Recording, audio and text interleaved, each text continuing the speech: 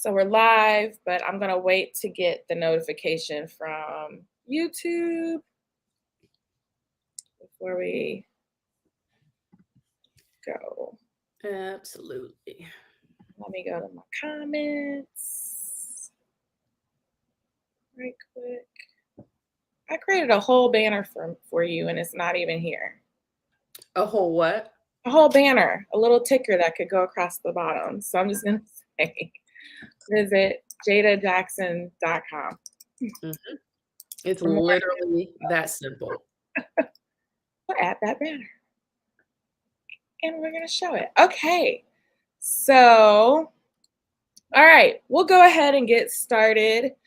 I'm so excited as you guys, oh my gosh, people are tuning in.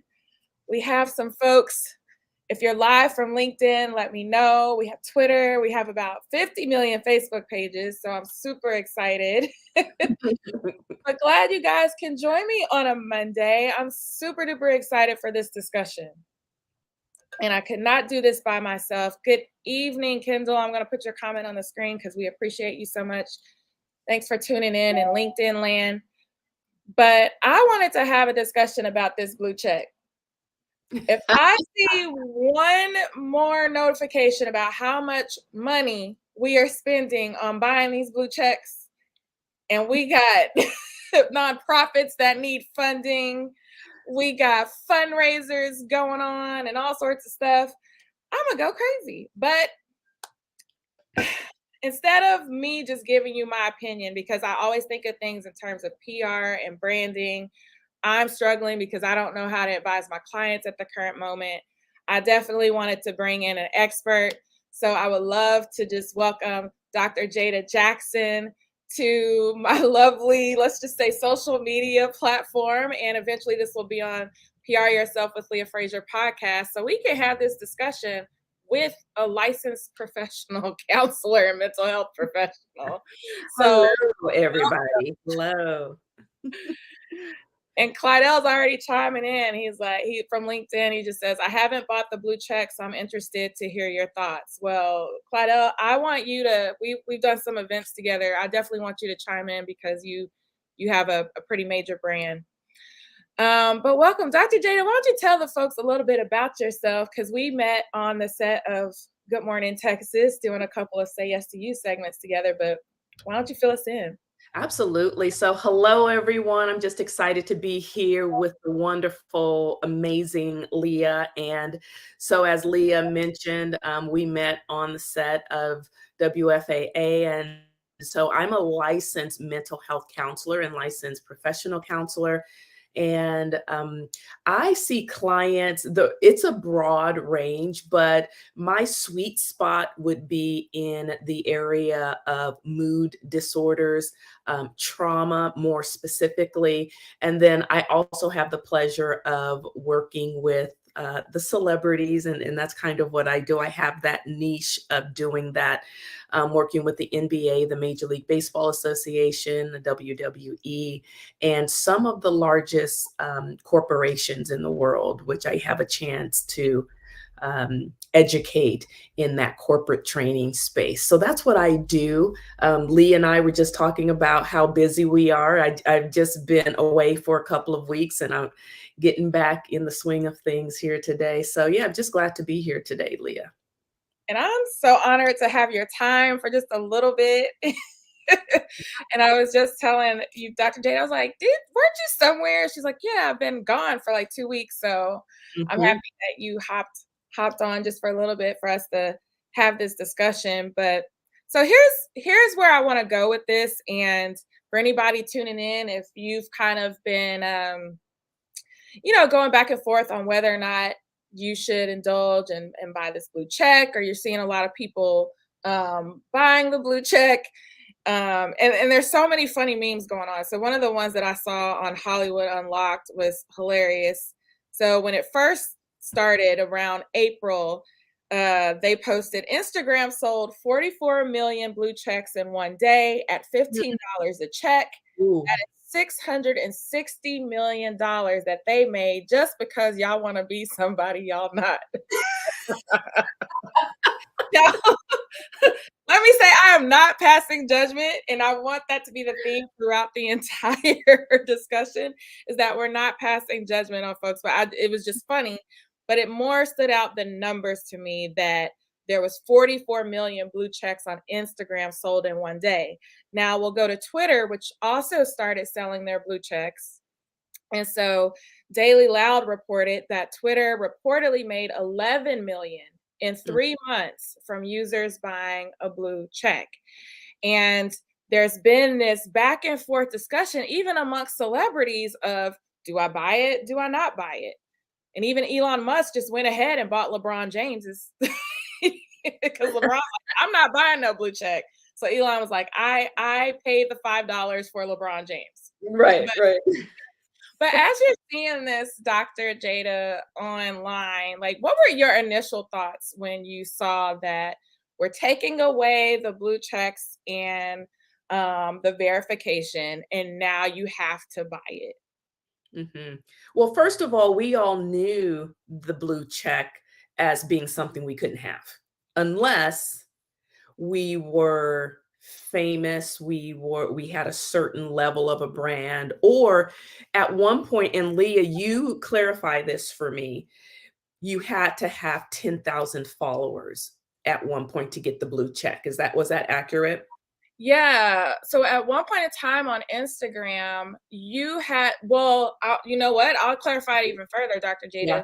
You had to have a minimum of the 10,000 followers.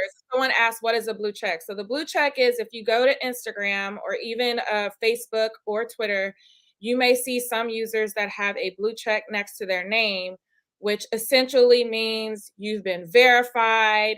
But over time, I believe it started out as a verification. It started out as somebody could steal your identity. And so what we have to do is we're going to give you this blue check next to your name so that when people see, and 9 times out of 10, it was celebrities, it was athletes. Right. When somebody sees your account on Instagram or on Twitter or on Facebook, we can let them know that it's really you versus the 50 other fake accounts out there that does not. Correct. That's what it started out as. Yep. Then it kind of morphed into what you were asking, where now Instagram and Facebook, they created a validation and verification process. Where on Instagram, yes, you had to have a certain minimum number of followers, and then they changed that later on. Correct.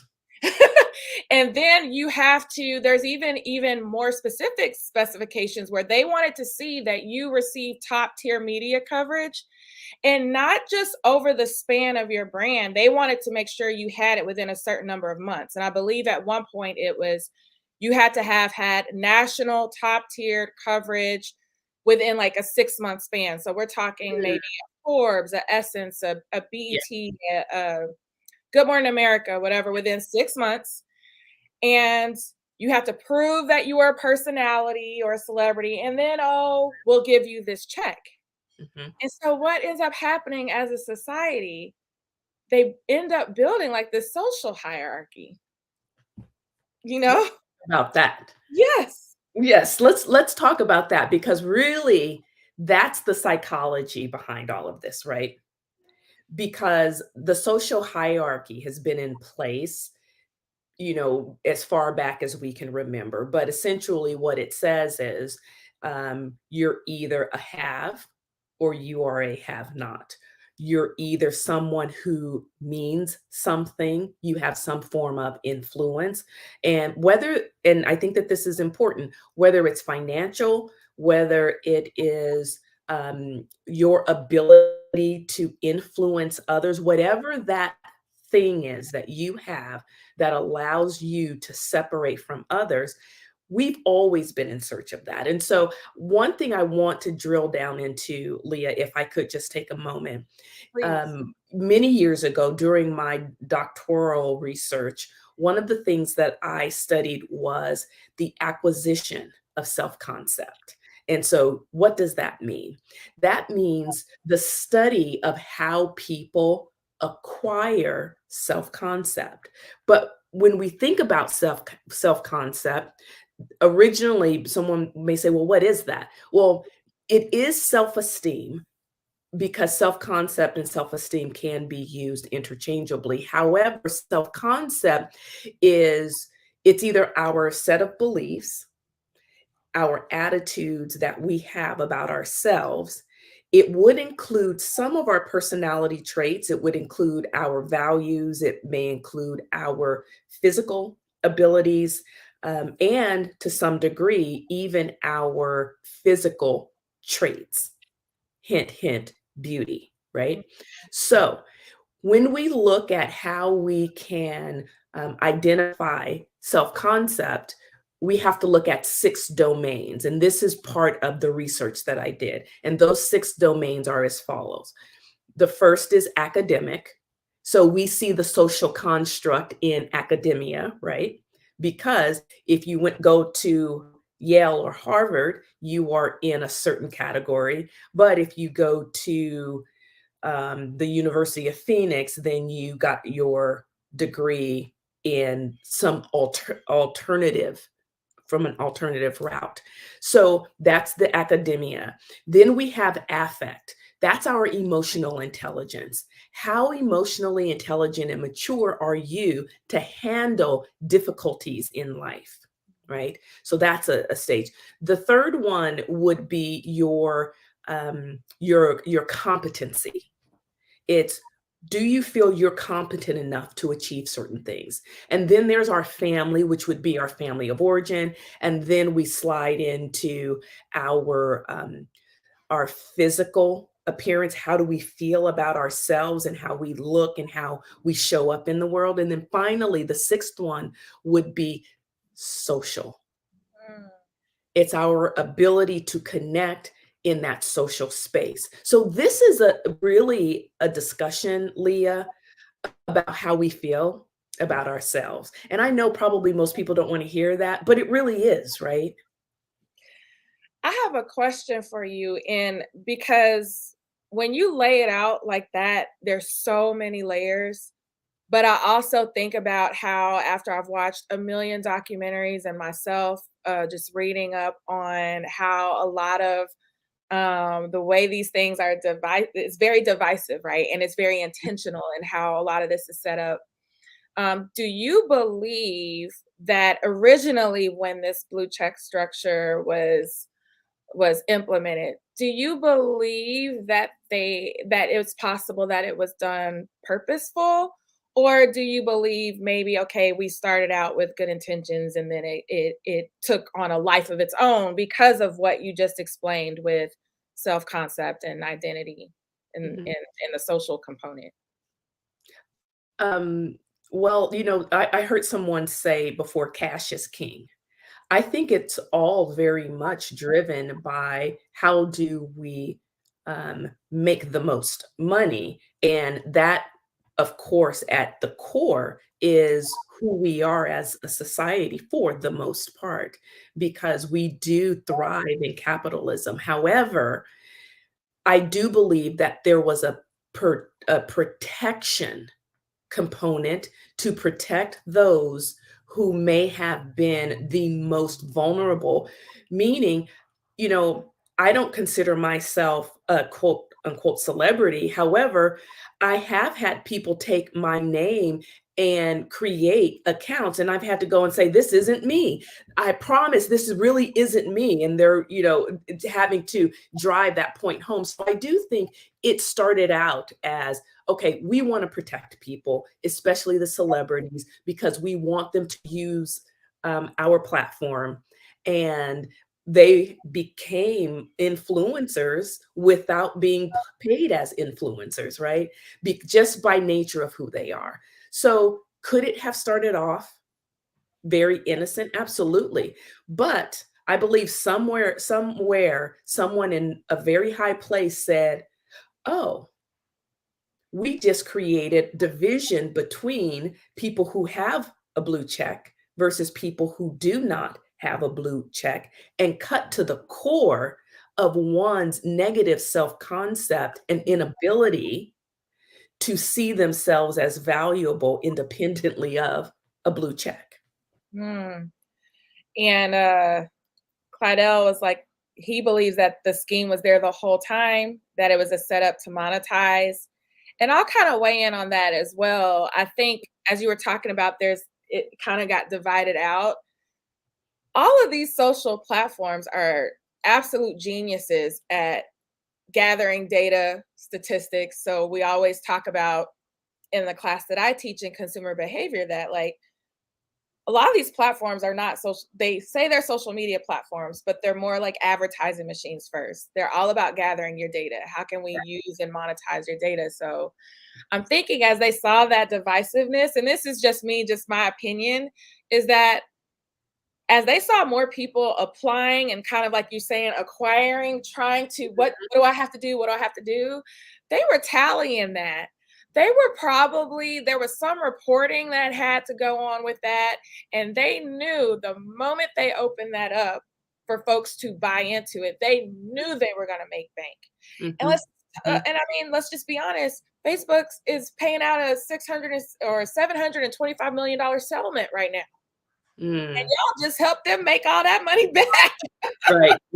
Yeah, in one day, right? In one day.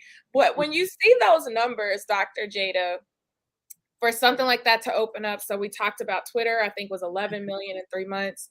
And then we had Instagram that opened up and they made an astronomical amount in one day. What does that trigger to you in your research, or what you were talking about as far as that social hierarchy and what you were discussing?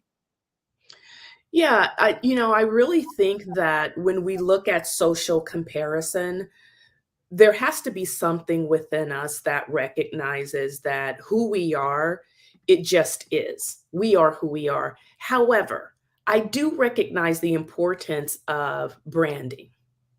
You're a brand, Leah. I am a brand.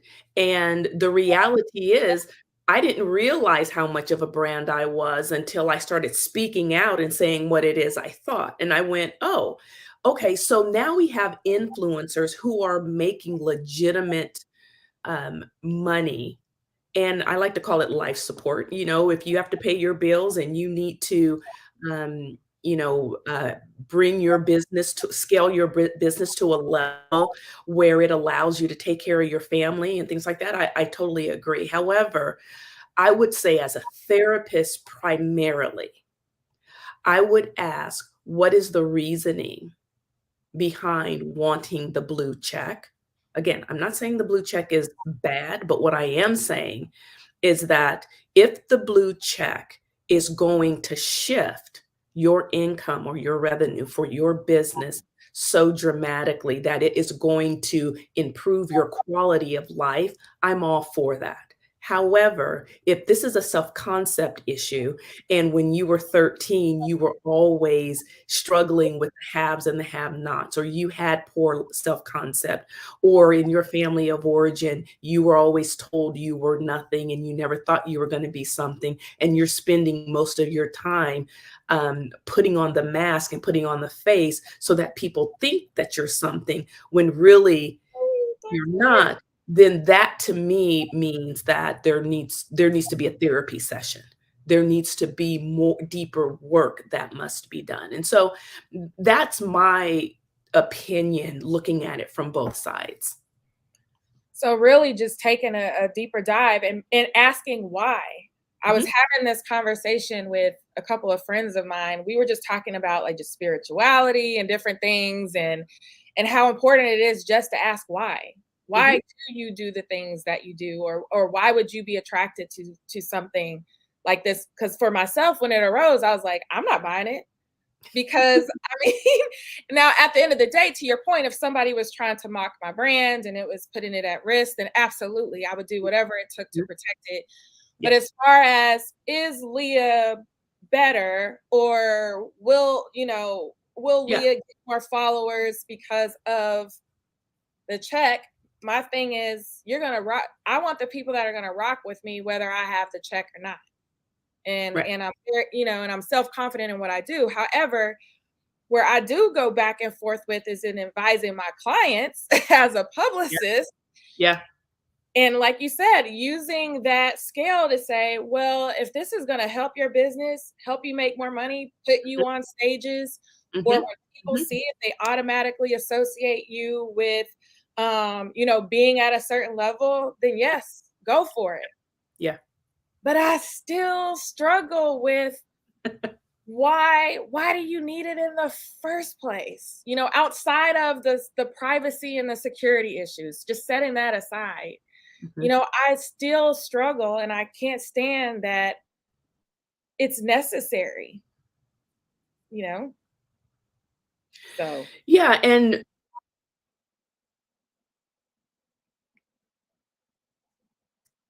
oh no. Let's see. I think you're frozen, Dr. Jada, or maybe I'm frozen. Let's see. can you hear me, Leah? Oh, yeah, I can hear you now. When I'm working with my clients, one of the things that I always ask is, what is your why? The reality is, and I'm a huge advocate for promoting healthy self-concept, not only promoting healthy self-concept, but being able to recognize that we have the power to choose. We may not be able to control everything, but what we can control is we can control the decisions and the choices that we make. We can control being able to reframe our negative thoughts. We can control our emotions as much as some of my clients are like, no, Dr. Jada, I can't control my emotions. I'm like, yes, you can. But it's all about how do we develop a healthy toolbox, I like to call it, of emotional management tools, the necessary questions we need to ask ourselves to make the healthy decisions. The reality is, some of us are just being led blindly to drink the water, and we're not really sure why. And my thing is, what is your why? Why does this serve you? Is it going to increase your quality of life? Is it going to allow you, like I'm in the process of scaling my business. I haven't seen how that is going to help me scale my business.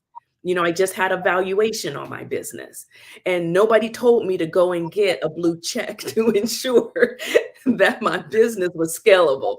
But the point that I'm trying to make is, you know, don't be led to drink the water if you're not 100% certain for why you're drinking it. Now, if you say, I did my research, I gathered the data, I looked at my business, and my business will profit X amount of dollars in the next 90 days, or I will increase my bottom line by, 3% if I have, then I get it. Who am I to tell you that the blue check won't work? But always go for asking your why. So, in your opinion, like where do you think we're headed? I feel like there's always some sort of dark road with social media, especially with mental health. And Mhm. it's like our kids are already struggling. I'm an adjunct at two universities, and the first thing that always comes to my mind in anything that I do with my students is their anxiety and their social anxiety on top of that. And like you said, their self-concept. Yeah. Where are you seeing us headed? Well, from a mental health perspective, I can just say that I've already seen it from the most, and I hate to say this sometimes, but some of my clients are extremely famous. And I don't mean like necessarily, I mean like really famous, like can't go places famous. And when I talk to them about how they view social media, they absolutely hate it, Mhm. and it does not serve them. However, they feel they have to do it, and of course, because they feel that they have to do it because of their fans or because of their, um sometimes it's just some of the companies who support them, it's really difficult. So that's one component of it. Then I go to the opposite end of the spectrum to the 14-year-old who comes into my office and says that she's being bullied, which is really called relational bullying or relational issues, because she's being bullied by people that she knows in her school by way of social media. So I'm just giving a very broad spectrum, opposite ends, all the way to the single mom who is sitting back watching her other single mom friends thinking that they're doing it the best, and why isn't she be able to do what they're doing? And then my 67-year-old grandmother who's watching the other grandmother. So I'm just like, whoa, the impact it's real, like it's real. It doesn't not affect anyone. Everyone is affected in some way. And so when I look at the depression, the anxiety, the unrealistic expectations, the inability to find legitimate support when you really need it, because now most of your friends are on Facebook, or you can't really pick up the phone and have a conversation, then I see us going down a road where people are no longer developing those healthy coping strategies that allow people to thrive in the present. We're Yeah. always looking down the road for what can be. Yeah. And I'll be honest with you, in my practice, mindfulness, and we talk a lot about this on Good Morning Texas as well, Yep. but that's one of the top things when I'm being brought in, whether it's for a corporation or whether it's for a conference. They don't care about any of the other types of meditation or any of the other types of wellness activities I could do. The ability to be present and not worry about your past or worry about the future, and to just find joy in the little things is Yeah. absolutely one of not only the most important things, but I think that it's like a lost art almost. Yeah. Yeah.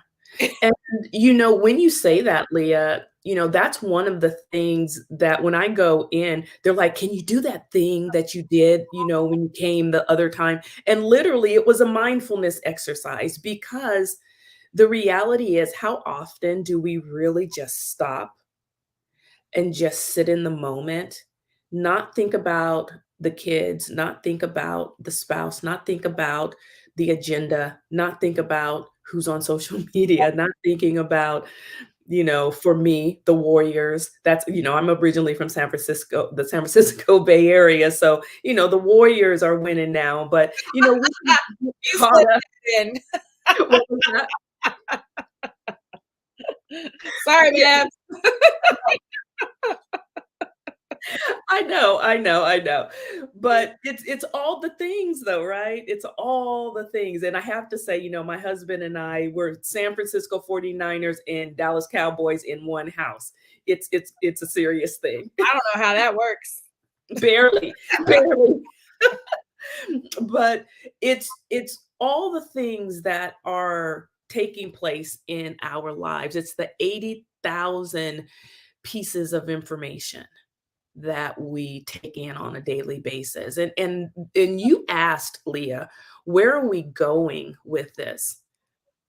The increase of anxiety, the increase of depression, the increase of burnout, the increase of substance use and abuse. I mean, I'm seeing very serious scenarios and diagnoses in my office that are triggered by basic situations and circumstances. But I believe it's the impact of being inundated with so much information that we haven't learned not only to unplug and disconnect, but we haven't learned the proper emotional and psychological management tools like the mindfulness. I believe in emotional freedom technique, which is the tapping.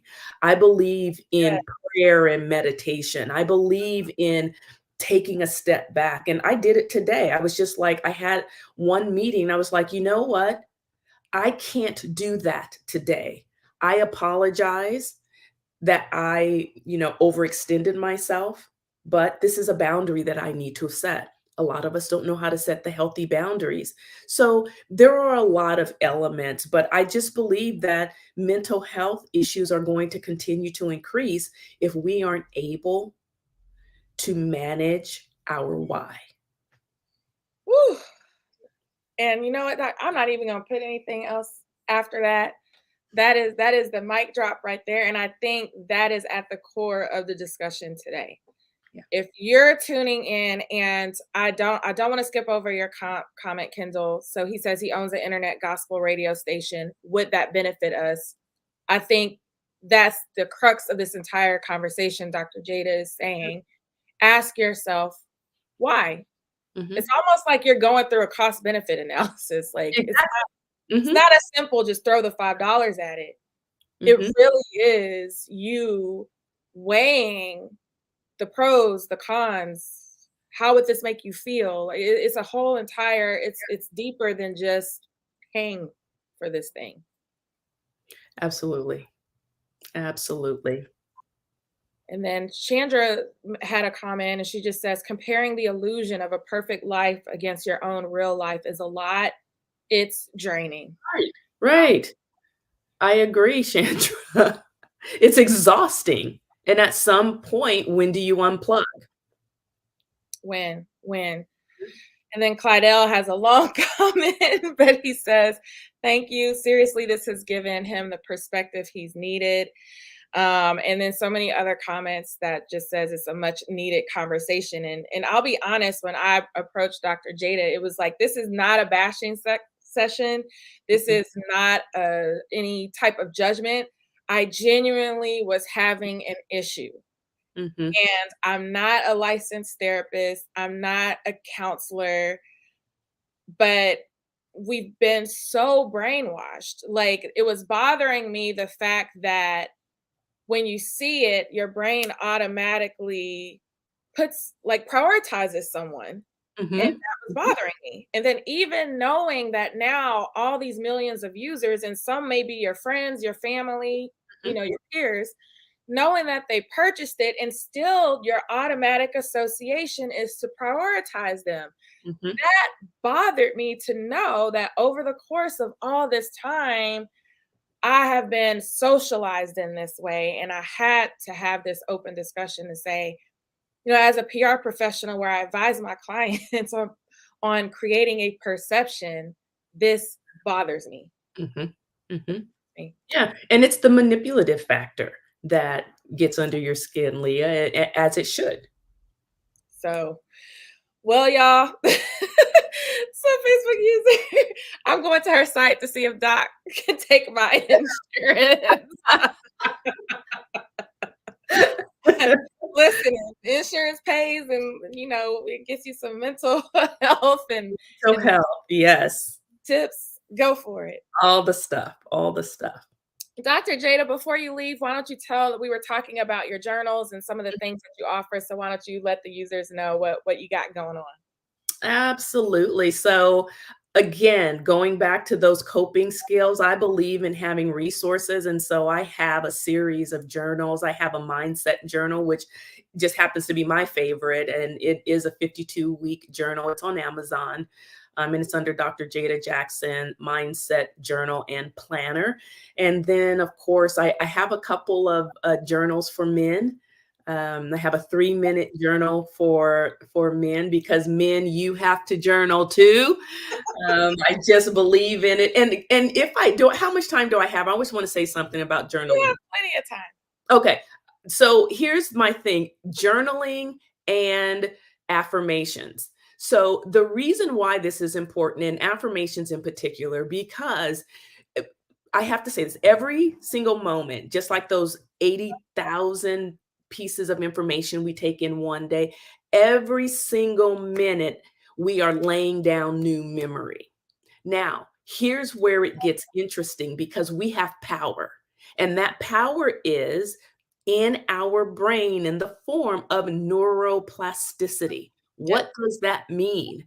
When I say affirmations, I have the power to restructure or remap my mind, restructure my brain. So, to rewire the brain, it really boils down to what messaging are we telling ourselves? So, when it comes to journaling, I tell my clients, journal, say your affirmations, and be very cognizant of the self talk that you perform on a day to day basis. And so, if we want to grow, we have to do those things.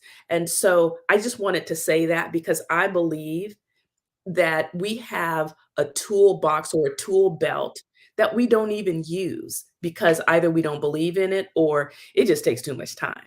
But I just encourage you to do that.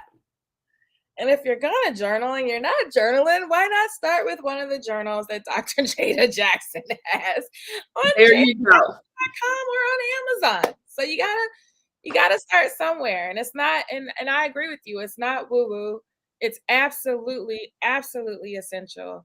Yep. Um, Yeah. and I think it could have you, I hate saying vibrate higher because some people don't Mhm. resonate with that, but it'll have you on a higher plane where things like this, well, you'll be able to see, to me, you'll be able to see the bigger picture because you've rewired your brain in a way to where your self-worth increases, your the value of yourself increases. And like you said, those affirmations kick in.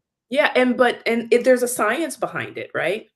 We're creating new neural pathways every single time we engage in a conversation. We're doing it right now. We're creating those new neural pathways. We're engaging the neuroplasticity process, and we get to take that information and do what we want to do with it. And so, with that power comes some form of responsibility, right? That means we have to continue to tell ourselves, you know what? I'm going to ask myself the why. Why, yeah, why is that important to me? Is it important to me because I never received affirmations or I never received love from my mom when I was a child and therefore I'm trying to get it? Well, that's unhealthy. You need therapy, not whatever it is you're in search of.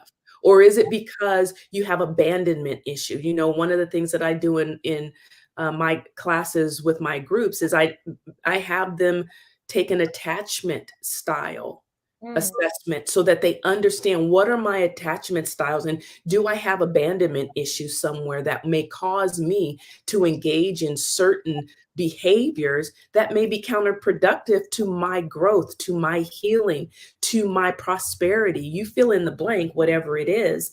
But at the end of the day, I totally believe in personal and individual responsibility. What are we doing with the gifts that we are given? that's incredible. I love that you hit on every single one of those. I can tell you were just a bomb therapist. Like, where were you when I was looking for a Black therapist? Where were you? I don't know. I don't know, but My feed was like better help. And I was like, no, I need somebody live and in person and like in Dallas. Like, where are you? yes, and I am in Dallas. So yes, if and here's the great thing. I have a whole team of therapists under me as well that I continue to teach and to train. And because again, being genuine, authentic, the pretense, I engage in the pretense, but I know I'm doing it, and it's that awareness. It's being very much cognizant of why we're doing what we're doing. If my clients can't tell me why they're doing something, I'm like, okay, so we're going to have a long session today. Why are you doing certain things? And that's the question.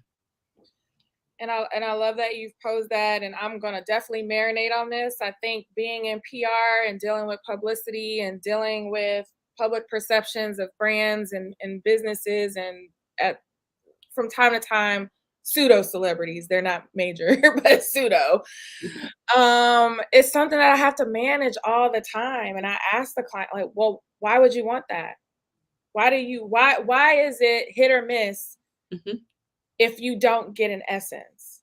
Why do you have to be on the at the time when Black Enterprise had paper copies, but why do Mhm. you have to be on the cover of Black Enterprise? Like why is that such a bad thing? Mhm. And then Mhm. as publicists, we get it Mhm. and it doesn't do what the client thinks it's gonna do, and then they mad at us. It's like we got you the thing you were striving for Yeah.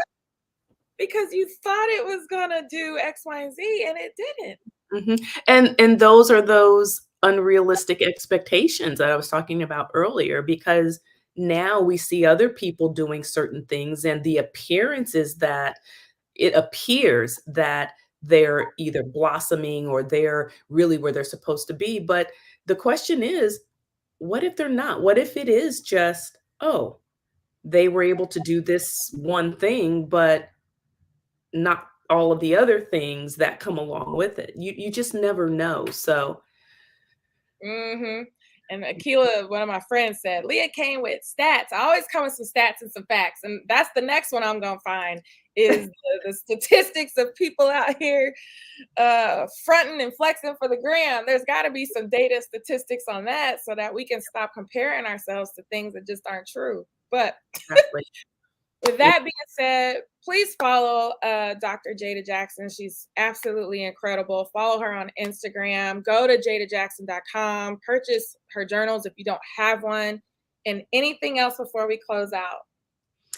No, I just really appreciate you just letting me say what I want to say. You really didn't give me a, it wasn't like you have to say this, this, and this. Normally that's what I have to do, but I got to just speak from the hip today, shoot from the hip today. So I appreciate that. And I encourage anyone. I'm a true mental health advocate. So if you're not in therapy, get in therapy or find someone that you can talk to and continue to do the work, because we are continuously growing, but it has to be an intentional process. Yes. And I want to thank each and every one of you for spending your Monday evening with us. This will be available on replay all throughout the different feeds. If you know of somebody that's struggling with this or maybe needed to have this conversation, please share this. This will be available audio on pryourself with leahfrazier.com, my podcast. So please go out, support, and subscribe. I love to have conversations like this with incredible guests like Dr. Jada Jackson. So I thank you once again. And I hope everyone, including you, Dr. Jada, that you enjoy the rest of your evening, and signing off. See you later.